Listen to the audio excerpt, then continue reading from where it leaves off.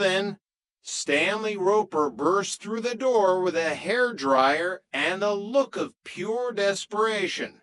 "Tripper, I need your freezer. I have a hunch." He saw the investors.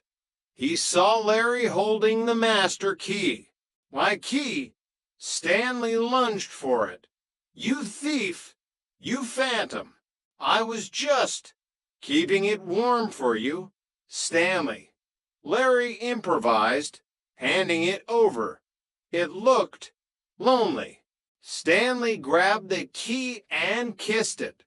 "I'm never letting you out of my sight again. And Larry, you're banned from the laundry room for life." "Wait, I'm an investor," Larry shouted as Stanley shoved him out the door. Jack smiled, looking at the melted ice cream on Stanley's shirt. "Well, Mr. Roper, at least you've got your power back. And you smell delicious." Chapter 21, The Santa Monica Safari. Larry Dallas had a new plan. It involved a rusted minibus, a pith helmet, and a series of hand-painted signs that said, "See the wild side of Santa Monica." "It's a safari, Jack," Larry explained, spreading a map on the dining table.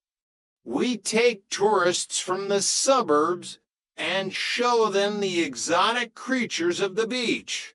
The surfers, the roller skaters, the people who eat tofu." "Tofu isn't a creature, Larry," Jonna pointed out. "It is to people from Ohio." Larry drafted Jack as the expert naturalist and Chrissy as the communications director, which meant she got to blow a plastic whistle. The first tour consisted of 3 elderly sisters from Nebraska and a very confused poodle.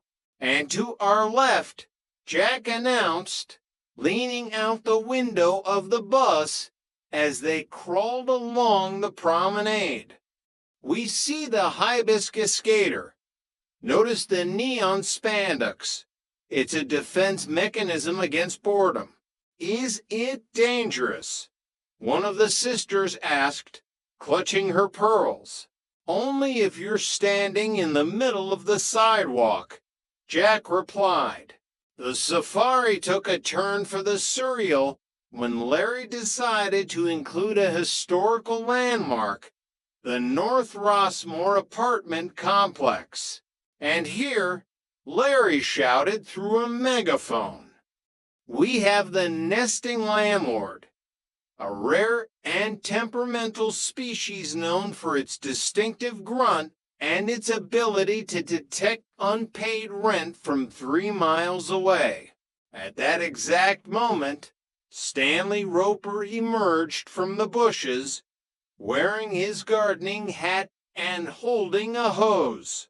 "Dallas, what are you doing with those old ladies?" Stanley shouted. "This isn't a zoo. Look," Chrissy blew her whistle. "The nesting landlord is displaying. Notice the aggressive hosing technique." The sisters from Nebraska were thrilled. They began snapping photos of Stanley, who was now so angry he was accidentally hosing himself. "I'm not a display," Stanley screamed. "I'm a taxpayer. Get that bus off my curb." The safari ended abruptly when the minibus ran out of gas directly in front of the Regal Beagle. "Well," Larry said, taking the sisters' money, "I think they got their money's worth. They saw a real-life Santa Monica meltdown." Jack, meanwhile, was trying to explain to the poodle why tofu wasn't an animal. "Next time, Larry," Jack sighed, "let's just go to the beach. No bus, no pith helmet, and definitely no landlords." Chapter 22, Aunt Martha's moral compass. The arrival of Jeanette's Aunt Martha was signaled by a telegram that read, "Stopping by for inspection. Keep the virtue vigilant." Martha was the kind of woman who believed that excessive smiling led to dental decay and that men were primarily designed to carry heavy luggage and then disappear. "Jack, you have to move out," Janet cried, frantically shoving Jack's leather jacket into a laundry hamper. "If she sees you here, she'll write me out of the will, and she'll tell my mother I'm living in a den of iniquity." "I'm an iniquity?" Jack asked, wounded. "I thought I was the charming roommate who makes great hollandaise."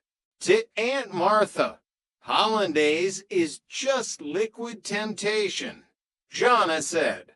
The plan was for Jack to pretend he was the Ropers' residential maintenance apprentice who lived in the broom closet.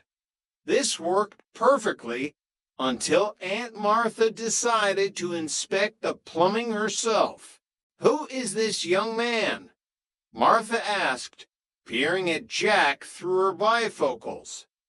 Jack was currently wearing a stained jumpsuit and holding a plunger like a scepter.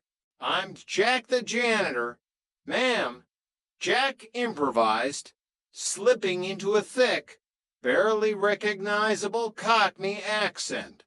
"Just there to tickle the pipes. I am. Governor Roper sent me. He's very enthusiastic," Martha noted, watching Jack accidentally plunge the kitchen sink so hard it sprayed soapy water onto her sensible tweed skirt. The ruse escalated when Stanley Roper, seeing Jack in a jumpsuit, decided he actually should do some work.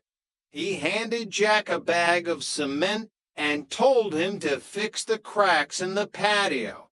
"Work is good for the soul, Janitor Jack," Stanley shouted, winking at the confused Aunt Martha. "Keeps his mind off, you know, the girls." Jack spent the next 4 hours mixing cement under Martha's watchful eye. She lectured him on the importance of manual labor as a cure for moral drift, while Jack desperately tried not to drop his Cockney accent or the heavy bucket. The night ended with Jack clocking out and sneaking into the Ropers' apartment to sleep on their floor, only to be chased back upstairs by a snoring Stanley. "I think she likes you, Jack," Chrissy giggled the next morning. "She said you have the back of a hard-working donkey." "A donkey," Jack sighed. "I was aiming for movie star, but I'll take what I can get." Chapter 23, The Hollywood Hustle. Larry Dallas had a producer friend. This producer was actually a man named Buck who owed Larry $50 from a poker game and was trying to pay it off by auditioning local talent. "Jack, you're a natural," Larry shouted, pacing the living room. "Buck is looking for a new lead for his epic beach movie, Sand in My Shoes. He needs a man with charisma, agility, and a hat." Jack, whose acting experience was limited to pretending he was interested in Stanley Roper's war stories, was hooked. "A lead? Really? Do I get a trailer?" "You get a stool and a megaphone," Larry promised. The audition took place in the living room of 201. Buck, a man wearing sunglasses indoors and a coat that looked like it was made of recycled shag carpet, sat on the sofa. "All right, kid, Give me desperate, but hopeful.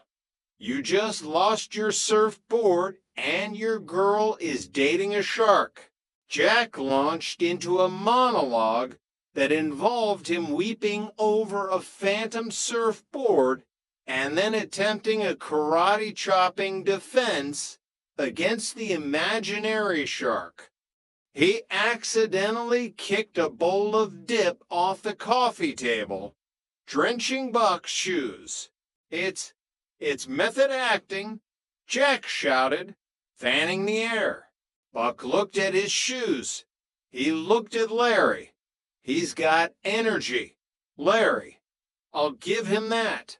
Can he cook? He's a chef. Larry beamed.